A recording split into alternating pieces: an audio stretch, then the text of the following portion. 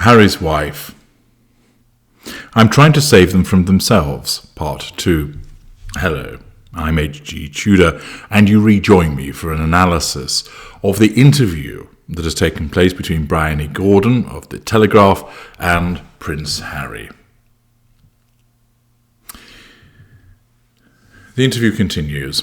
He has been called a cycle breaker, which is a term that refers to a person who changes decades, nay, centuries, old family patterns.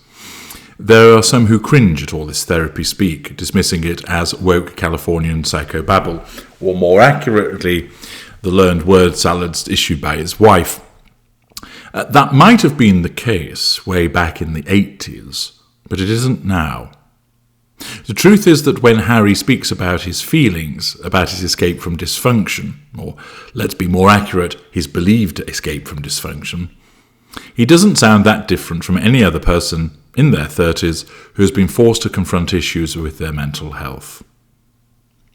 The only real difference is a claim to the throne dating back to William the Conqueror. He speaks the language of recovery. But does he, Bryony? He might speak the language, but his behaviour doesn't show that of recovery. Still exhibiting resentment, anger, showing poor boundary recognition when it comes to the comments that he makes about people, the oversharing of information, the lack of regard for privacy, behaving hypocritically with regard to the issue of privacy, the failure to understand that it's his wife that's causing all of these problems, yet he embarks upon a crusade to defend her. Understandable, yet mistaken. The allegations that he continues to take drugs and drinks heavily. All of that does not show an individual who is recovering or has recovered, but merely one that might speak the language but not actually do anything about it. She continues, and like most languages, being forced to learn, it is painful. It's often messy and mistakes are made. But boy, is there a tremendous sense of reward when you start to be proficient in it. Harry is matter of fact about this process.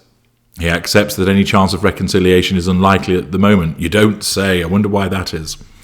What I've realised is that you don't make any friends, especially within your family, because everyone has learned to accept that trauma as part of life. How dare you as an individual talk about it, because that makes us feel really uncomfortable. So right, you may not like me in the moment, but maybe you'll thank me in 5 or 10 years' time. Again, that shows the level of delusion that he has, that he clearly believes that he is recovering when his behaviour demonstrates that he's not. And we all know that he's in the grip of a narcissist. So actually, his recovery is yet to come. But he believes that because he's swallowed what she's told him and has told him that he's happy and everything is okay, he thinks to himself, that must be right, and I now see it. I know from those people that I've helped with regard to them dealing with narcissistic cults. And of course, I speak with Doug of Dazed But Not Confused, who was a cult member with regard to Scientology. And I'll be speaking to him again in an excellent series coming up very soon, where what he's going to be doing is talking about his experiences with Scientology, and I'm going to break it down vis-a-vis the narcissistic dynamic. But the point is this. Many of the people that I've helped through consultation, when they were in the grip of the cult, they really believed that everything that they were doing was right, both for themselves and other people. And it's only when they've come out of the other side, when they've been no longer subjected to the manipulations and their emotional thinking has been reduced to the lowest level, they realised that what they thought was right wasn't, and that they were completely duped. And that's where Harry is right now. He thinks that he's free, but he doesn't realise that he is a captor who is manipulating him and controlling nearly everything that he does. He believes that he's seen the light, but all that's happened is he's been blinded by a different one. He thinks that he's finally broken free of the chains, when in actual fact he's walked straight into another prison, which is going to make him far more miserable than the one that he was in before. The article continues, as someone who writes about mental health, I'm far more interested in the detrimental effects of what Harry describes as living in fancy captivity, which is what he's doing now but doesn't realise that, than I am in the minutiae of who said what and to whom. To me, the most shocking thing about Spare is that he kept all of this inside him for so long, with only the one altercation with paparazzi. For all the sideswipes about his privilege, trauma is trauma is trauma, whether it takes place in a damp bedsit or in front of a worldwide audience of billions as you walk behind your mother's coffin. In Spare, Harry reveals that for 10 years after Diana's death in 1997, his brain went into a state of complete shock, refusing to believe that she was actually dead, instead engaging in the kind of magical thinking that is most often seen in people with severe obsessive-compulsive disorder or psychosis, or narcissism. I added the narcissism, she didn't. For an entire decade, Harry's grief was buried so deep that he believed his mother had gone into hiding, that she would return to him and his brother at any moment. He refers to it throughout as the disappearance, a detail so heartbreaking that you would have to be cold-blooded not to be moved by it. At Eton, his brother shuns him, an occurrence relatable to most younger siblings, but one that nevertheless blows apart the narrative that Willie and Harold had been attached to the hip until Harry's wife came along. I don't think anybody suggested that they had been attached to the hip. What people were suggesting is they had a good relationship. At 15, he has his head shoved in a deer carcass, an act that is seen as an aristocratic rite of passage at Balmoral, but that would have been seen as child abuse anywhere else in the world. At 16, he is splashed across the front pages of the papers and frog-marched by his father to spend a day at a rehab in Peckham because he's indulged in a spot of adolescent experimentation with cannabis. It's hard to see how this story would be justified today. All credit to him, really. I think had all of this happened to me, that I would have been on even harder drugs by the time I turned 13. Lots of people go through shit. He shrugs when I express sympathy for the litany of misfortune he has gone through. His critics have accused him of playing the victim. And yet I find a man who is anything but. It's interesting because so many of those moments have made me the man I am today. Would I encourage Archie to stick his head inside a carcass? Probably not. But people who have experienced trauma deal with it in different ways. I think when it comes to me and William, the fascinating part is that we both experienced a similar traumatic experience. Well, you did. You both lost your mother. He wanted to talk about it when we were younger, which built up a little bit of resentment. It wasn't anything against him. I just didn't want to talk about it. And then as we got older, I started to go slightly off the rails and deal with it through drinking and drugs. And he went completely silent and completely shut down. And then my life started to alter and completely change because I wanted, or had no other choice, than to confront the very thing that I'd been running from or scared of for all these years. He tells me that he wasn't walking around thinking of his mother the whole time. I was doing everything humanly possible not to think about her. Well, the book gives a different impression to that, but still. Therapy, at first suggested by his brother, but properly engaged with once he got together with Harry's wife, unsurprising there, another method of control, changed everything. It was like clearing the windscreen, clearing away all Instagram filters, all of life's filters. This shows a very dangerous thing, that the therapy that has been suggested by his wife will have also been in relation to somebody that the wife would have chosen for him as a means of controlling him. And basically, there is a pincer movement on Harry in terms of controlling his mind. The article continues, it allowed him to deal with the guilt he felt about his inability to cry. In the years after his mother's death before therapy, he shed tears only twice, once at the burial at Althorpe and then years later on a skiing holiday with his then-girlfriend at the time, Cressida Bonas. I started to confront the idea that Mummy wanted me to cry, he tells me. I convinced myself that she must have wanted me to cry, that was the only way I could prove to her that I still miss her. He took a psychedelic with a professional. There is some research that the plant has positive effects on mental well-being. After taking it with the proper people, he says, sipping his entirely non-mind-altering chamomile tea, I suddenly realised, wow, it's not about the crying. Diana, wants me to be happy. So this weight off my chest was not the need to cry, it was the acceptance and realisation that she is gone. But that she wants me to be happy, and that she's very much present in my life. And now, as two brothers, if one of you goes through that experience and the other one doesn't, it naturally creates a further divide between you. Yes, but Harry, what you're doing here and what you don't realise is that you resent people telling you what you should have to do, and you're telling William what he should do. And you're saying that creates a divide. which is really sad. But as much as William was the first person to even suggest therapy, I just wish that he would be able to feel the same benefits of that as opposed to believing what he doesn't need to do. Harry claims that William thinks therapy has made him delusional. Maybe if the brothers had taken the trip together, none of this would have happened. As it is, Harry concedes that it couldn't be worse, but he sees spare as a last resort, not as a reconciliation, but an attempt to get his side of the story out. He doesn't know the exact number of unofficial books that have been written about him, but he believes it to be in 3 figures. He has been accused of airing his family's dirty laundry.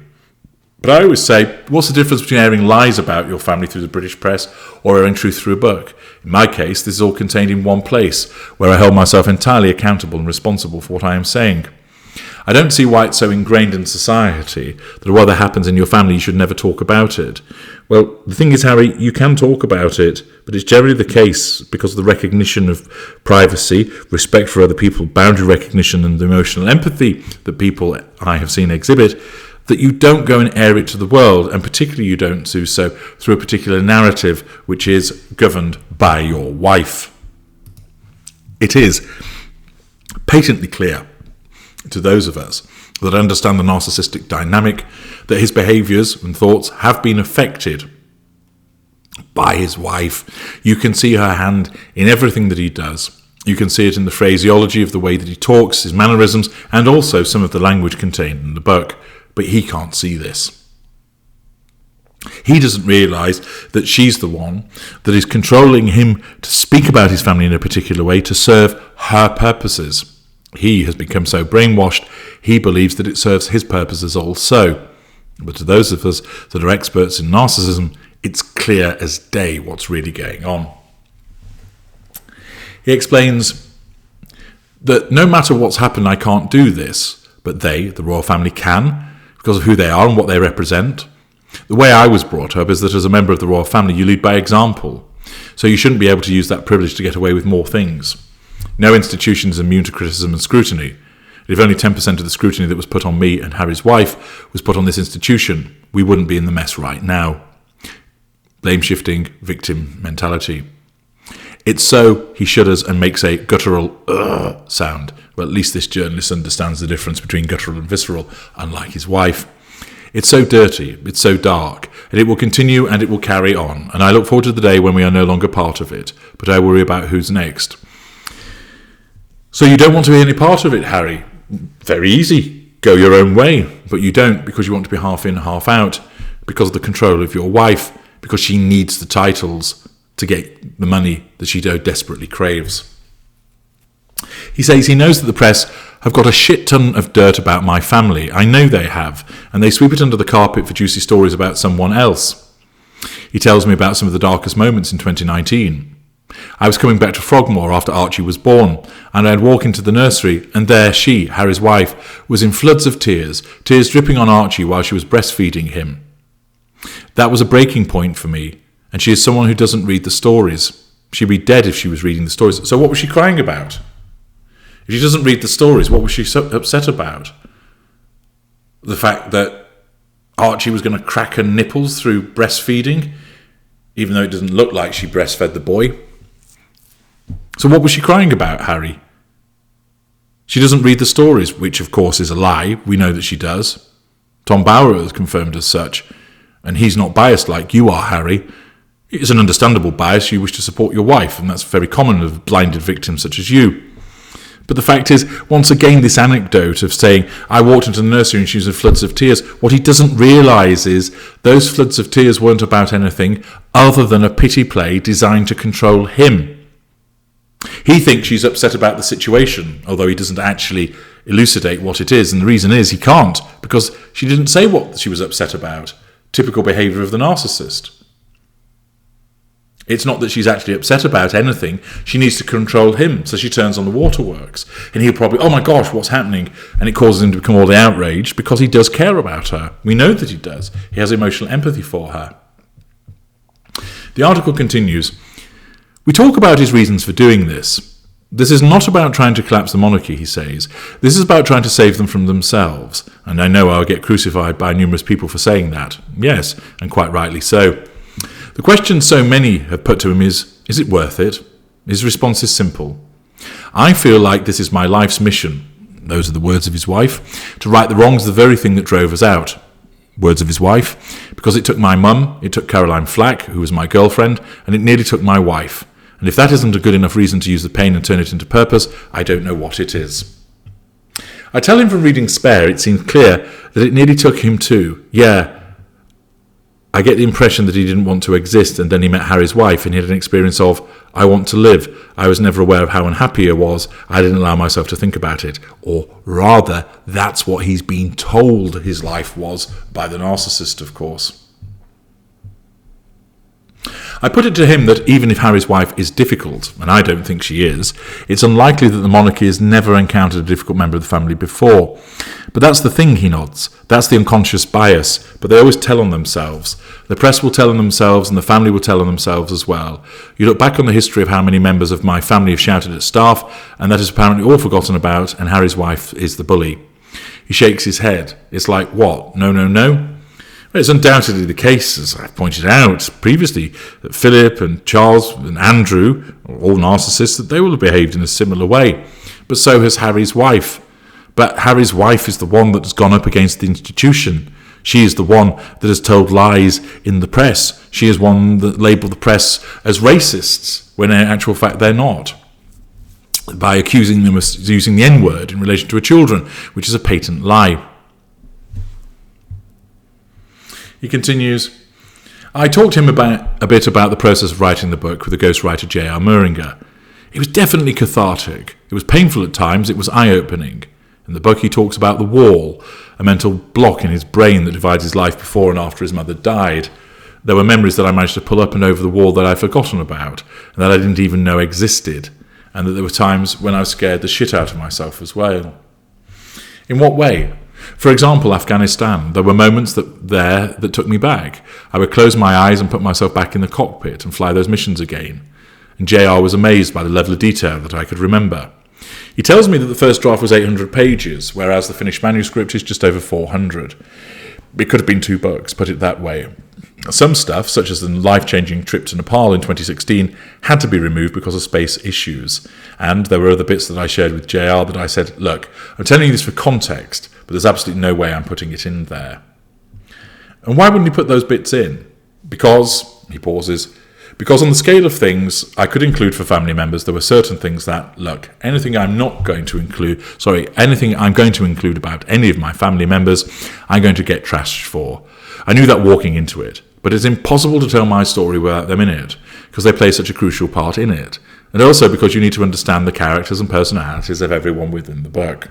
But there are some things that have happened, especially between me and my brother, and to some extent between me and my father, that I just don't want the world to know, because I don't think they would ever forgive me. Now, you could argue that some of the stuff I put in there, well, they will never forgive me for anyway. But the way I see it is, I'm willing to forgive you for everything you've done, and I wish you'd actually sat down with me properly, and instead of saying I'm delusional and paranoid, actually sit down and have a proper conversation about this, because what I'd really like is some accountability and an apology to my wife. This again just demonstrates how much he is in with the cult of Harry's wife, and I've talked about this apology in parts passing. His wife is up in the main house with the kids. We go there after the interview with a smiling Harry's wife greeting me at the door. Flattery, benign Hoover. We spend some time together, drink turmeric lattes, and I get to see Harry in his element. Husband Harry, Dad Harry, the normal bloke in thoroughly abnormal circumstances. The children run around, the dogs jump on the cream sofas with muddy paws, and all as much as you would find it in any other home during the witching hour just before the kids' tea. Missed out an apostrophe there, by the way, Bryony. Before I go, Harry is keen to show me another wall, one he feels a little bit more positive about than the screen that sprung up in his head after his mother died. It's a picture wall on a staircase, the kind found in homes all over the world. It features scores of framed photographs of his wife and children, alongside lovely handwritten cards from his grandparents. He has just finished putting it together, and as we admire it, I recognise that familiar look of pride I have seen on the face of my own husband, the look of a dad who's just completed a DIY task without destroying the plaster. It's tea time for the kids and the early hours of the morning for my jet-lagged brain, so I say my goodbyes to Harry and Harry's wife, who pack me off with hugs and homemade jam. But I think about that wall for the whole of the drive back to Los Angeles, and then on the plane all the way back to London. I think about the glee Harry found in it, The smile on his face as he showed me it, but mostly I think about how nice it would be for Harry's brother and father to see the wall, and one day, maybe, even have some of their own carefree photographs included on it. What we have here is a PR piece that's written by someone who's friendly with Harry, and it is an attempt, it's an indirect hoover from Harry's wife to try and demonstrate that reconciliation ought to take place with the final descriptions. But what this article shows more than ever is the depth to which Harry remains stuck within the manipulations of his wife. I'm H.G. Tudor. Thank you for listening.